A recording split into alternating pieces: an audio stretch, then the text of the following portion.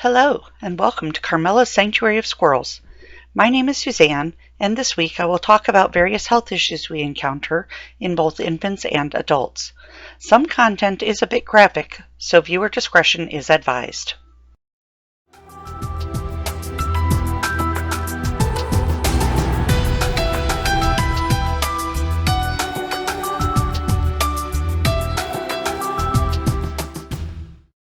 Newborn squirrels are quite tiny, about the size of a woman's thumb. Unfortunately, if they fall out of their nest, they can easily be preyed upon by other wildlife, cats, and dogs. When this happens, if they survive, they arrive here with multiple puncture wounds and sometimes with internal bleeding. This particular infant was caught by a cat. Fortunately for her, the cat's owner saw that it had something in its mouth. The cat relinquished her, and I was called shortly thereafter. I named her Annis. She was covered in small puncture wounds, which is very dangerous because cats' mouths are known to contain bacteria that can easily cause infection. I carefully bathed Annis and applied a topical antibiotic to her skin. After a few hours, I applied vitamin E oil. Then I alternated between the two for several days until the wounds were healed. Annis survived and was able to be released. It is common for tree cutters to find nests in tree hollows. This log had 5 infant fox squirrels in it. Fortunately, only one was nicked. With treatment, his face healed. Chainsaw wounds can appear minor, but the debris left in the wound by the saw can easily cause infection.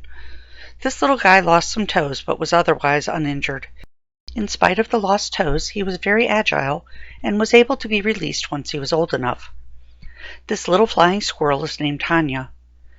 She was very badly wounded when her tree was cut down. Both her right hand and her right leg were mangled. I immediately rinsed her wounds in hydrogen peroxide, then cleaned them carefully using Q-tips. Sadly, her fingers and her right leg had to be amputated, making her non-releasable.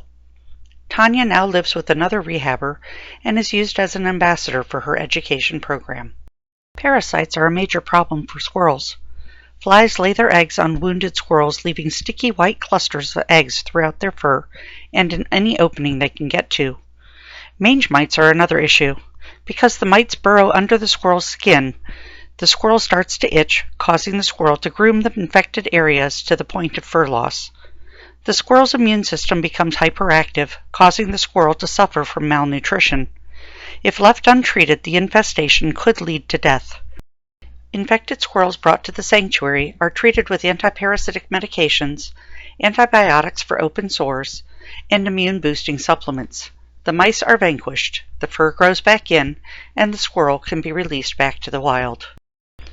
Squirrel pox is a virus transmitted from one squirrel to another via blood-sucking insects, such as fleas, mosquitoes, and ticks. When I saw this squirrel in my yard, he was already in an advanced stage.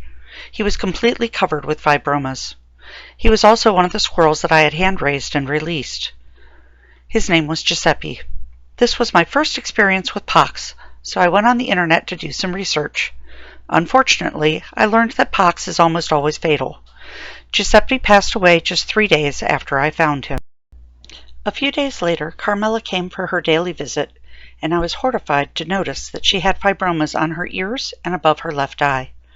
I wasn't satisfied with the prognosis of probable death, so I continued to delve into possible treatments. I found an article written by a rehabber in Canada who had success with healing squirrel pox. She described her treatment protocol and included a recipe for a nut paste with immune-boosting supplements. She said that by boosting their immune system, they could recover from the virus. I immediately purchased the various ingredients needed and made a batch of the nut paste. Carmella did recover after several weeks of treatment. I was ecstatic. Since then, I have augmented the treatment protocol and now have a 75% success rate with healing squirrels with pox. Genetics can sometimes become an issue, as in the case of Earl. He has the squirrel equivalent of Down syndrome. He's a dwarf with foreshortened limbs, a very wide forehead, and eyes much larger than usual. He has difficulty with depth perception and climbing. Needless to say, he would not have survived in the wild. He's a sweet little guy and is now almost 5 years old. Sometimes we get a squirrel with an abscess. In these cases, I have to trim the fur around the abscess, then lance and drain it. I apply manuka honey to the wound and give an oral antibiotic along with pain medication.